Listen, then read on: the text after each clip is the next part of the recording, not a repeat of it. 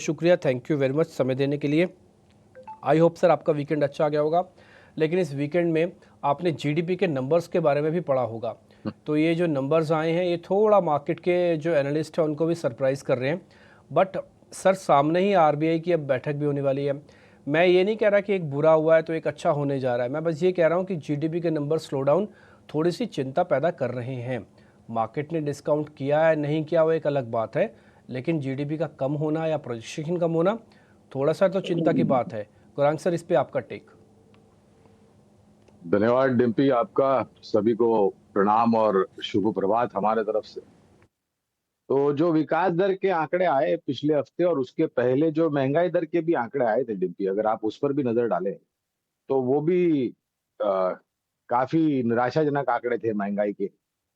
और विकास दर के जो आंकड़ा आए पिछले हफ्ते शुक्रवार को, वो मेरे ख्याल से 7 तिमाहियों का सबसे निचला स्तर था। और जो अनुमान था डिम्पी, उससे भी करीबन 1.20 या 4% नीचे की तरफ आंकड़ा आया। अब ये चिंताजनक बात तो है ही छोटी मध्यम अवधि में डिम्पी, क्योंकि जब भी आप महंगाई दर या विकास दर का आंकड़ा ध्यान में रखते हैं और उस पे फिर कुछ आत्मचिंतन करते हैं या कुछ विश्लेषण करते हैं, तो मेरा ये मानना है कि आपको छोटी या मध्यम अवधि के आंकड़े ज्यादा महत्व नहीं देना चाहिए। आपको इसका पूरा गणित करके और समीकरण करके लंबी अवधि के लिए आपको नजरिया देखना चाहिए।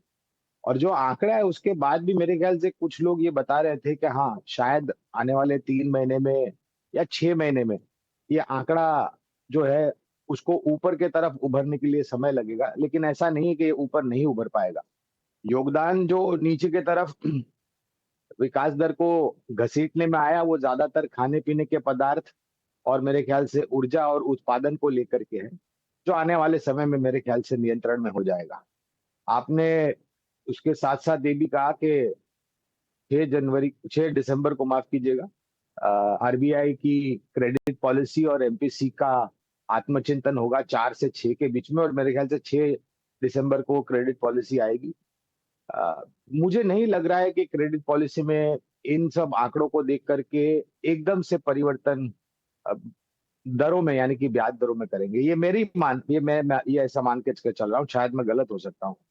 मेरे ख्याल से एमपीसी और गवर्नर साहब भी लंबी अवधि के लिए आंकड़े को देख करके और फिर उसके ऊपर विचारधारा और विचार विमर्श कर करके और फिर अपने तरफ से वो टिप्पणी करेंगे। तो चिंताजनक बिल्कुल है, और ऐसी परिस्थिति में मेरे ख्याल से गवर्नर साहब क्या टिप्पणियां करते हैं डिम्पी, ये देखना और सुनना ज्यादा महत्वपूर्ण है। का सिप्ला का शेयर यहाँ पर आज ब्लॉक डील संभव है।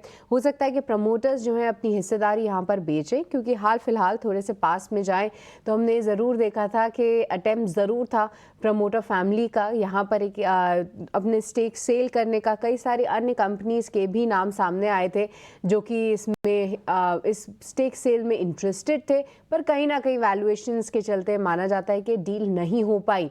आज लगभग 2000 करोड़ की ब्लॉक डील संभव है।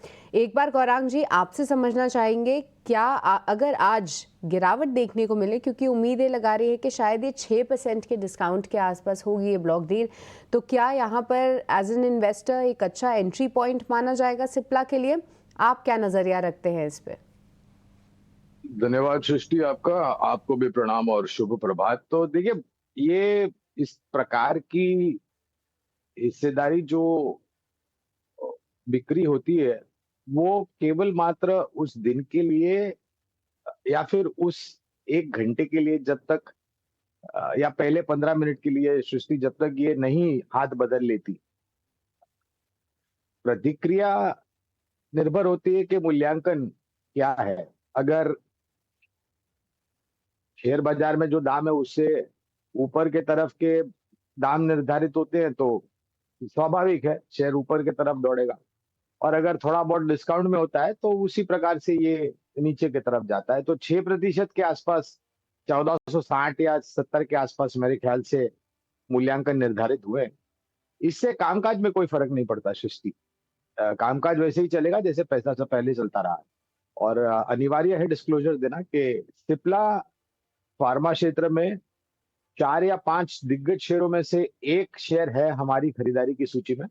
और ये कंपनी सीडीएमओ में भी कामकाज करती है, जो आने वाले समय में काफी लाभदायक होगा नतीजों के ऊपर। तो अगर थोड़ा बहुत नीचे जाता है डिस्काउंट भाव के आसपास, अगर किसी को लंबी अवधि के लिए खरीदारी करनी है तो बिल्कुल कर सकते हैं। Sir good morning. नए महीने की शुरुआत हम कर चुके हैं और पहला कारोबारी सत्र साल के आखिरी महीने का। वैसे तो कई सारे थीम्स पर लगातार हम बात करते ही हैं, लेकिन क्योंकि अब हम नए साल की तरफ बढ़ते हुए आगे बढ़ते हुए देखने को मिलेंगे, कहाँ पर सेंटिमेंट्स बिल्टअप होते हुए दिख रहे हैं? ऑटो की अभी अभी हम बात कर रहे थे, इनफैक्ट ऑटो सेल्स के डेटा मिले जुले आए।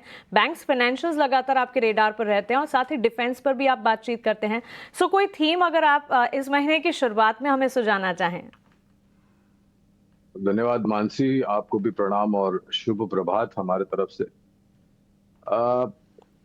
हमें लग रहा है कि 2-3 क्षेत्र जो है वो आने वाले समय में नतीजों के आधार पर सरकार के तरफ से जो नीतियां बनेंगी, 1 फरवरी 2025 को मानसी बजट भी पेश होगा, माननीय वित्त मंत्री श्रीमती निर्मला सीतारामन जी। हम उस पर भी विचार और वार्तालाप करेंगे और उम्मीदें जताएंगे। 2-3 क्षेत्र जो हमें लग रहा है कि शायद आने वाले समय में बेहतर योगदान दे सकता है। ऑटो में एक दिक्कत ये है मानसी की, दिसंबर का महीना है, जैसे हम सब जानते हैं आखिरी महीना साल का, डिस्काउंट्स दिए जाते हैं इन्वेंट्रीज को क्लियर करने के लिए, तो शायद उसका प्रभाव पड़ सकता है नतीजों पर कुछ हद तक।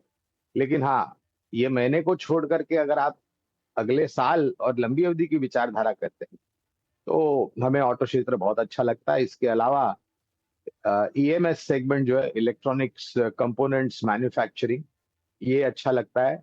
क्विक कॉमर्स में जिस प्रकार से हमने जोमेटो की तो लिस्टिंग देखी, मगर उसके बाद स्विगी की भी लिस्टिंग होती हुई देखी, तो ये क्षेत्र एक अच्छा लग रहा है। हम अभी आप मंच पर आए उसके पहले मेरे ख्याल से अभिषेक ने कैपिटल गुड्स इंजीनियरिंग क्षेत्र में केईसी पर हमें प्रश्न पूछा था। तो कैपिटल गुड्स इंजीनियरिंग क्षेत्र में केईसी तो मझौली कंपनी खरीदारी की सूची में है, लेकिन एल&टी, जीमेंस, एबीबी जैसी कंपनियां हैं जो हमें काफी अच्छी लगती है बुनियादी तर्क के आधार पर। और जैसे आपने बताया रक्षा क्षेत्र, जो कि हमारे जहन के बहुत करीब है, ये भी क्षेत्र जो है वो आने वाले समय में अच्छा कर सकता है।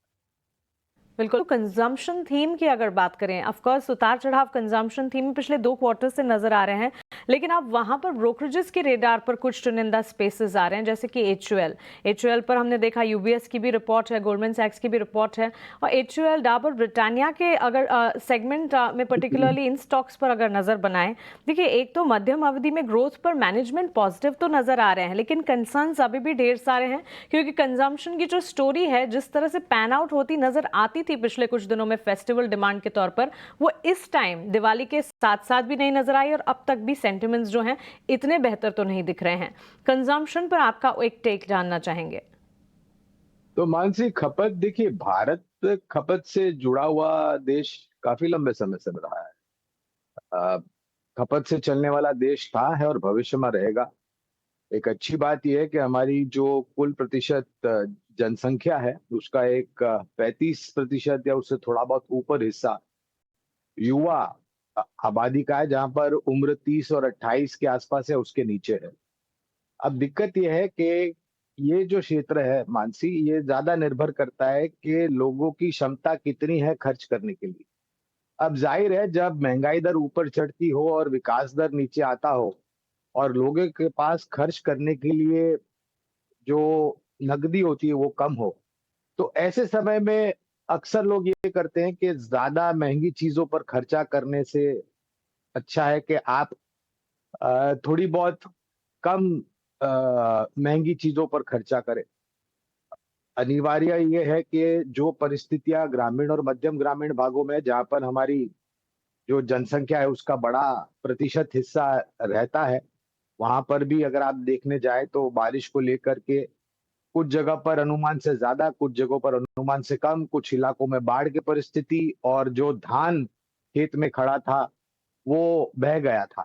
कहने का तात्पर्य है कि जो योगदान ग्रामीण मध्यम ग्रामीण भाग से आता है मांग को लेकर के, वो इस बारी थोड़ा निचले स्तर पर था, और उसी का असर आपको बिक्री के आंकड़ों में दिखा और शुद्ध मुनाफे में दिखा। लेकिन अब आगे जाते हुए हमें लग रहा है कि ये परिस्थिति धीरे धीरे के सुधर जाएगी, और जब सुधरेगी तब खर्च करने की ताकत भी बढ़ जाएगी। तो आपने दो जो नाम लिए, एचयूएल और आईटीसी, ये दोनों पर ही हमारी खरीदारी की राय है। इसके अलावा गोदरेज कंज्यूमर है, टाटा कंज्यूमर है, मैरिको है, डाबर है, नेस्ले ब्रिटानिया जैसी कंपनियां हैं जो हमें अच्छी लगती है लंबी अवधि के लिए। ओके, तो चलिए ये एफएमसीजी कंजम्पशन पर एक फंडामेंटल टेक।